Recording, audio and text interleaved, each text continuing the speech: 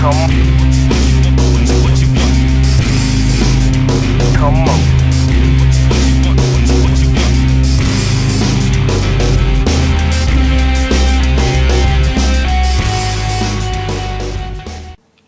Hey, what's going on, PlayStationShow.com? This is Pantera Down 2, and I wanted to talk about some things with, of course, handhelds in general.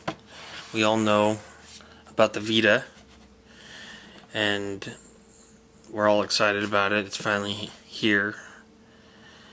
The Vita has arrived, and you know, we're really excited about it, and for good reason, because it's a great system. Now, it's just kind of given me a want to look back at some other systems. See, that's my home screen. And because I'm really enjoying this. So, some of the other systems, I don't have a lot of them, but I have a couple. And I have probably one of the most important ones. And that's the toaster, you know, fat Game Boy.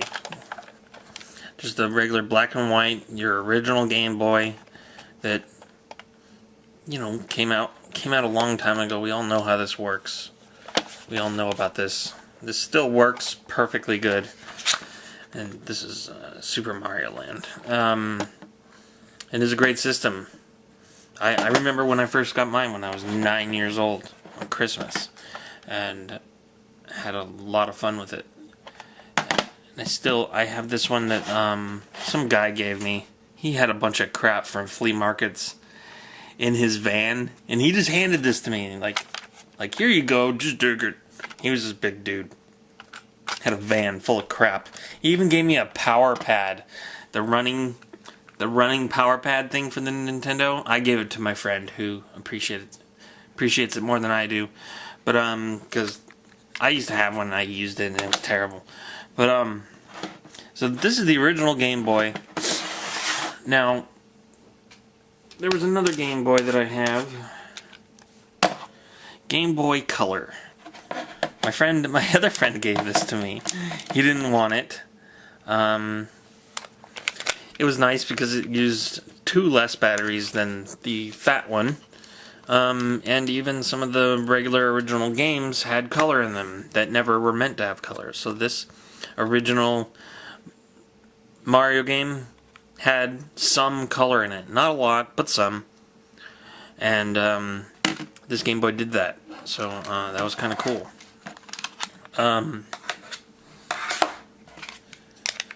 Now, the real reason why I'm here to talk about handhelds is because I have a very special one.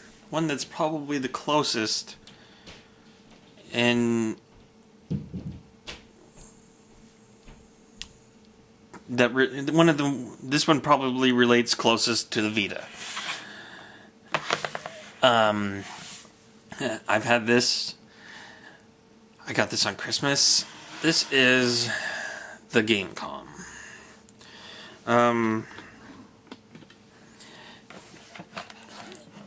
It's by Tiger, as you can see. It has A, B, C, and D.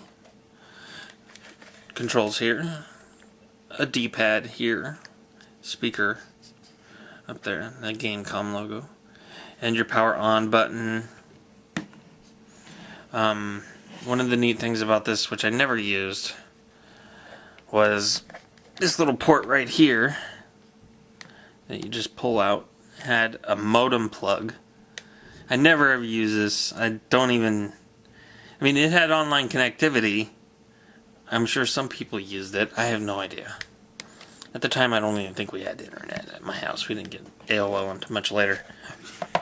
On the side, you have the dimmer, so you can make the icons darker, and your volume. Below was your sound jack.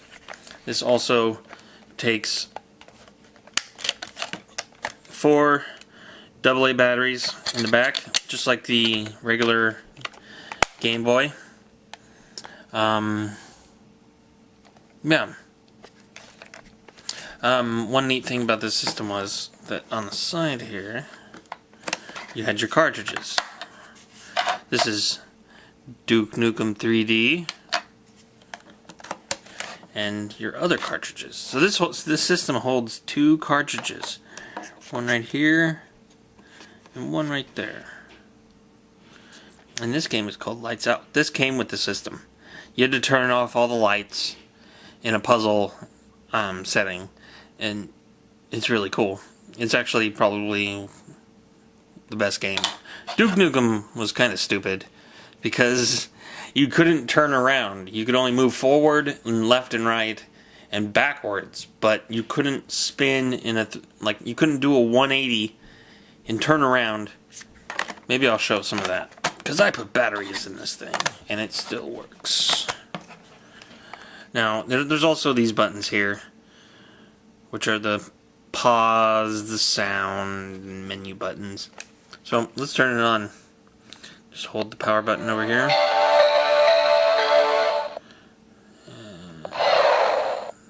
Gamecom active. The Gamecom logo shows up, and then it's got these 6 icons right there. Oh, wait a minute. What's this? A stylus pen? Because this has touchscreen on it. Now, you've got your phone numbers and addresses. And if you want to exit, there's a little button. This is not working very well. Translating, is that too dark? Little exit button over there. Do you want to exit? Yes. Hit enter. And then there are high scores. You can click on that. It has some saved data in here. Some Lights Out scores, some Duke Nukem scores, and Solitaire. So you just tap the exit button, hit enter, and it has a calendar. This is like my first PDA. I actually tried storing information in this, and it looks like the last time I used this was in 2004, I guess. I actually tried organizing stuff on this thing. I spent a lot of time organizing, putting in phone numbers and addresses, just so that I could have that in there and never use it. It has a calculator. So you could, do your calculating. 1 plus 1 equals 2. And you hit the exit, and yes. And then there's built-in Solitaire. So if you like Solitaire, this is built-in. You don't need a cartridge. You can play Solitaire on this. I'm terrible at this game. I don't even like it. So my wife likes the game sometimes. I let her play it. If she wants to play Solitaire on the Gamecom, she could do that on her laptop. Now the games. You hit the game icon. It shows the 2 games that are inserted. Duke Nukem and Lights Out. Let's just take a look at Duke Nukem. It's really cool visual there. A cartridge going into a system. Isn't this cool? Looking at 2 different handhelds recently. Try to get the right darkness here. Oh, you can see me there. You see my new haircut? I did it myself.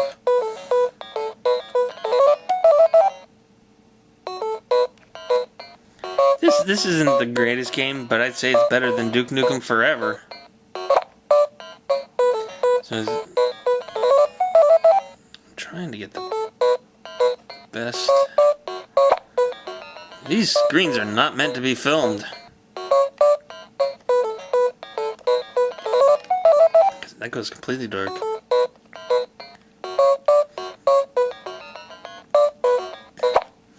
Okay, let's slow it up. This is basically Duke Nukem 3D, like on the PC. Same levels. Not the second time those alien bastards shot up my ride. You can't see a damn thing.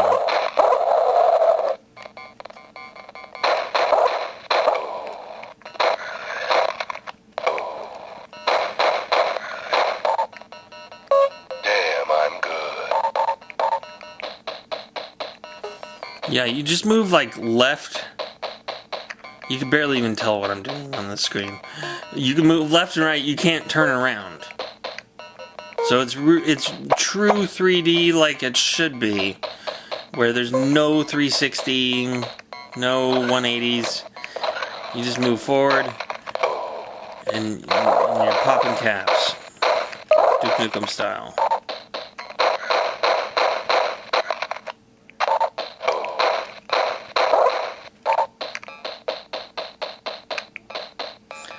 I mean, what else do you need, really? Where is it? Where is it? I got the shotgun now.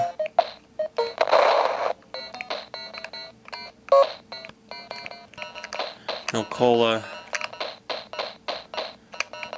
So you're just like side-scrolling looking for a door.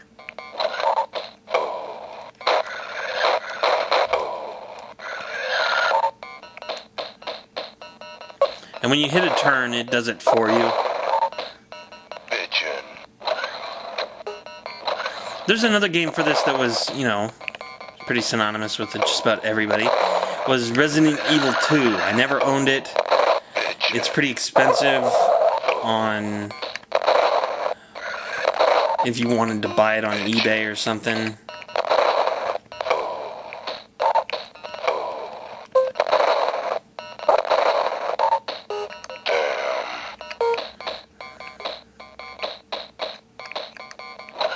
If you want to go through the doors, you gotta press up and D.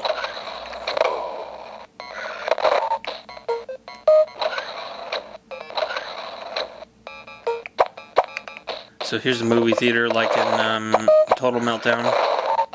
Damn, I'm good. This is the end of the level. So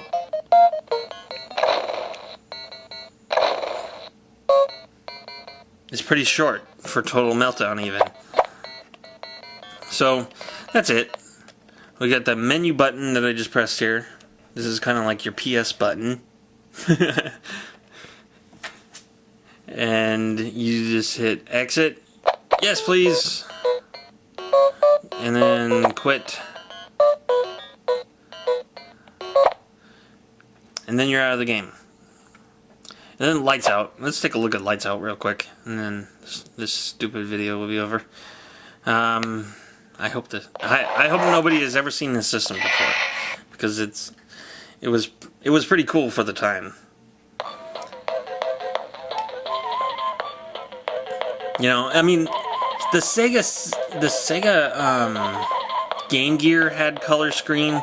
I don't know why this didn't. It seemed like they were taking a step back. This really should have had a color screen, because at the time, I'm pretty sure color screens were around. So this is Lights Out. This is probably the best game on the system, as far as I know, because I only own 2 games. You just press start, and then the lights light up, and then you just try to turn off as many of them as possible.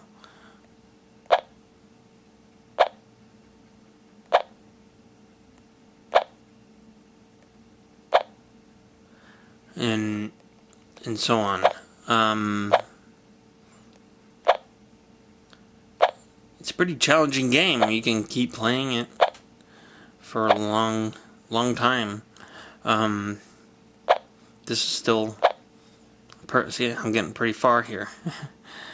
But once you turn one off, you turn on another...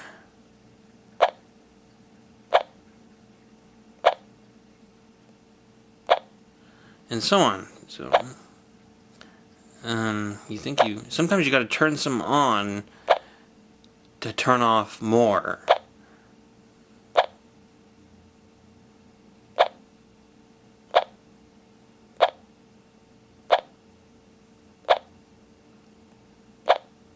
I think it has to do with a lot of like center. Like if there's a one, like a star or like a triangle. No, not a triangle. Like a plus sign, where it's like this one, this one, this one, this one, and then the center one. If all the outside ones are on and the center one's off, if you tap the center one, those ones turn off and you get less lights on. And it has to do with a lot of centers. And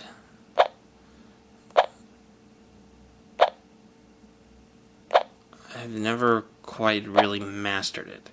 But that's lights out. This is the Gamecom. A pretty revolutionary system. I amazingly still have this stylus. It goes right inside the system right here. This is a Tiger system.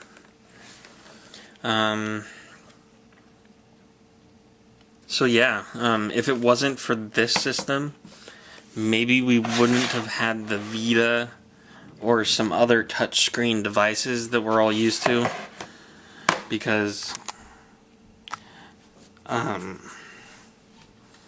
these two systems are kind of alike. Online play, touchscreen, some pretty big name games. You know, I don't know. I mean, one's Sony and one's Tiger. But, yeah, I don't know. I think this definitely has, like, its important spot. It's like the... It's pretty cool in that, you know, what it can do and what's inside the system. But, it wasn't around very long to really have an impact. Like,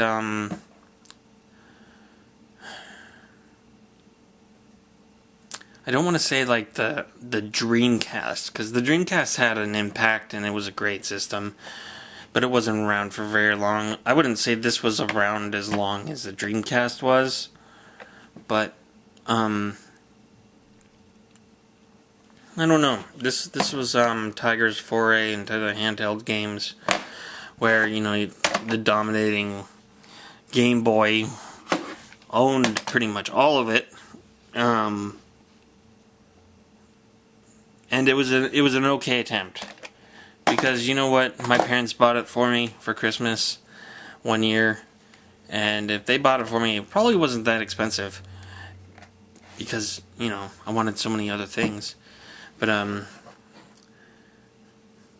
you know, it's a Gamecom, and I hope you never knew about this system, and I hope you now know that the Gamecom, if it wasn't for this system, we might not have had the Vita in all of its glory. So, until next time, thanks for watching this video. Holy shit, it was 18 minutes. See you later. Game over.